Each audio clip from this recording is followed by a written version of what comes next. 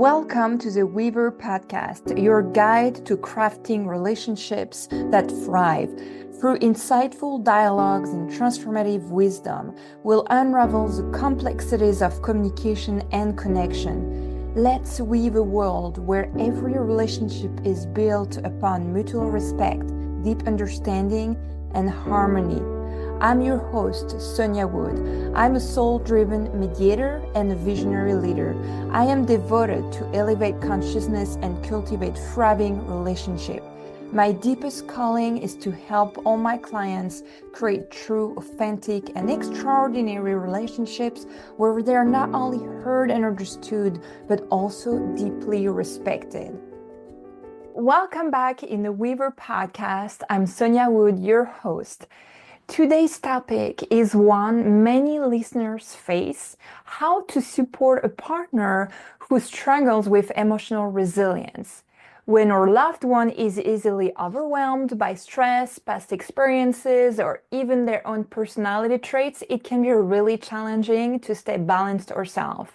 So how can we help without taking on too much or losing our own emotional stability? It's what we're going to talk about today.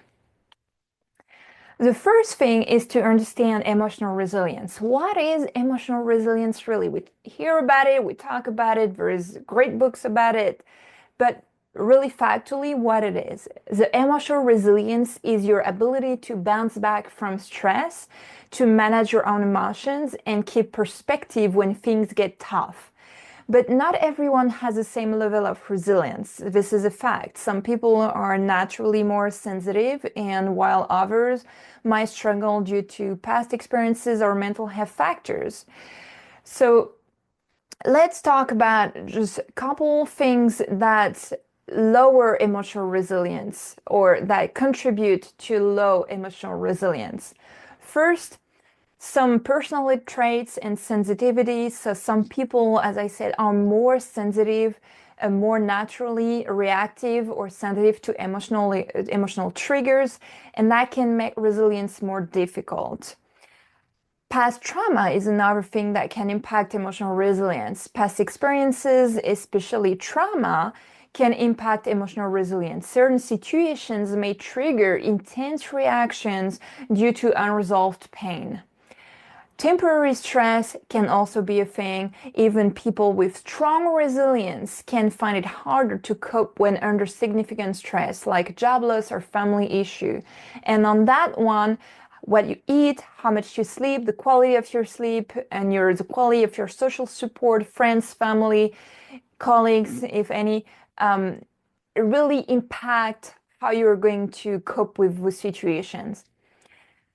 Of course, the other one I want to address is mental health. Anxiety is personally something I dealt with for a very long time. Anxiety, depression, and other mental health conditions, burnout, of course, is a form of depression that can significantly lower emotional resilience, making even minor challenges feel overwhelming. So what is really our role in our partner's emotional journey? The key here is to remember that as their partner, you only control 50% of the relationship. So while you can't change their emotional response, your approach can really encourage a positive shift. What you can do to create what you do will actually create a mirroring effect due to the mirror neurons, and that may influence their response over time. So it's not a quick fix, but it's for you to take the commitment, what you want to do to keep that relationship. What is your commitment? What are you ready for to make that work, right? I really want to give you real value here. So I want to provide you tips for supporting your partner if your partner has low emotional resilience. Those are tips that you can apply right away. So first step is to validate their feeling. We have no idea how much acknowledgement, validation of feelings is a big thing and has a big impact on people's attitude. So when someone struggles with emotional resilience, they need to feel heard and validated. And instead of offering solution right away, we can start by acknowledging their emotions.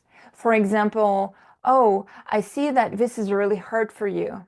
Or even, I understand that you're feeling overwhelmed. Starting when you have someone in front of you that is very emotional, it's something we learn in high conflict situation. When you have someone very emotional, starting a sentence with I understand or I see that or I hear that is mirroring or is giving an understanding that that make them feel listened, that make them feel understood and heard and validated, and it's what they just want at that point, right? So this really helped them to feel seen without any judgment. Criticism, no need to say that criticism and judgment is the worst thing you can do at that point. So basically, if you start to say, you don't need to be that upset right now, it's not that a big deal, that's not a good conflict resolution answer. What you really want to emphasize is make them feel seen without judgment, right?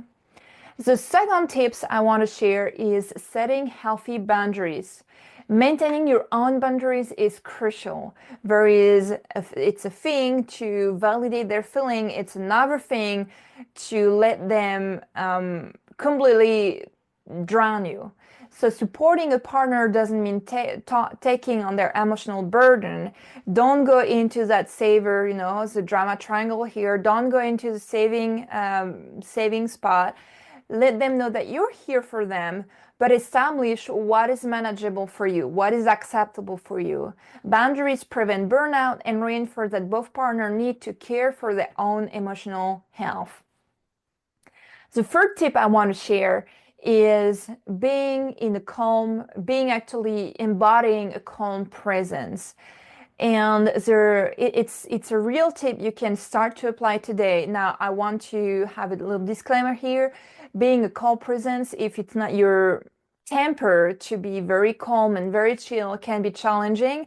It's not going to happen overnight. However, you can practice, and take my word from someone who used to be very impulsive and who is today able to do mediation, facing high conflict situations by staying calm. So when your partner is feeling overwhelmed, they may look to you for stability. So staying calm and centered can really create that safe space for them to express their feeling without escalating the situation. And at this point, it's all what you want to do. It's to avoid escalating the situation. You don't need to think about solution right away. You just need to think about keeping a calm state to not escalate the situation. It's like being an anchor in a storm. Your calmness is going to help them feel grounded. The same way that you may feel more nervous and stressed facing your partner's reactivity because, mirror neurons, the mirroring effect. The same way, if you are a calm presence and you are really embodying that calmness, your partner is going to mirror this from you, and you have that impact on your partner. I have more tips for you, but before we dive in deeper, I'd like to share a resource that could really help you navigate these challenging dynamics. In my monthly newsletter, I offer practical tools and insights on relationship dynamics, communication tips, conflict resolution, and self-care strategies. So as a subscriber, you'll also get access to a free gift. I have few free gifts depending on your answer to my poll question. Could be couple struggle solver bingo or financial templates for couples, which provide concrete solutions to common relationship challenges. So you can subscribe now to receive your free gift and start strengthening your relationship with tools that foster understanding and connection. So additional tips for supporting low emotional resilience. Use gentle, open-ended questions. And this is a very good strategy used in negotiation and mediation. I encourage you to, you can actually encourage your partner to open up by asking gentle, open-ended question. It encourages dialogue and communication. Avoid questions that feel too pointed or suggest solution. Instead, you can try something like, "Hey, what do you think that would help you feel better right now?" And this is actually a tips that we learn as mediators when we face clients that are very emotional, and we ask them, "Okay, I see you're being very stressed right now. Is there something that you usually do that could help you? Or what would help you to feel better right now?" I know that some of my colleagues use cookies or some snacks, because having something to drink, available tea or coffee or cookies is always something feeling good to people. This lets your partner share at his own pace, and may give insight into how they prefer to be supported for you to remember in the future. Okay, the fifth tip is to encourage small manageable steps. For this, think about a very young child whom you ask to perform a task. The child is most likely, if it's too complicated, too complex, is most likely to start a tantrum, to start acting and being in reaction. Well, it's basically the same thing. When your partner has a low emotional resilience, it's basically their emotional brain has overtaken the whole system. They're not able to simplify, to organize, to logically think about step A, B, C. So it's all too much. It's all too overwhelming. So if your partner struggles to cope with stress or emotions, help them break things down, like you would do with a child, actually, right?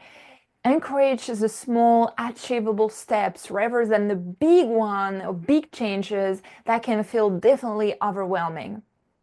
For instance, suggest taking a short walk together or focusing one task at a time. This approach really helps build resilience gradually. And the sixth and last tips I really want to provide you today is to focus on self-care and emotional health for both of you. We're talking a lot about your partner having lower emotional resilience right now, but I want you to not forget that you're also one of the two in a relationship. So you can support your partner with low resilience issues, of course, but that can take a toll on your own emotional well-being. So prioritize self-care, and that's very important. Practicing activities that recharge you emotionally, like exercising, journaling, creative activities, ensure that you can show up at your best in that relationship. It really encourages your partner to find small ways to recharge themselves. I want to end that episode today by talking more about the mirroring effect and the fact of staying in your lane. Remember that your role is not to change your partner. And this is, oh my God, this is something I really see a lot, is when there is struggles in a relationship, in a couple. One of the partner tries to, comes to me and asks how I can get my partner to do that, or how I can get my partner to say that, or to change that attitude.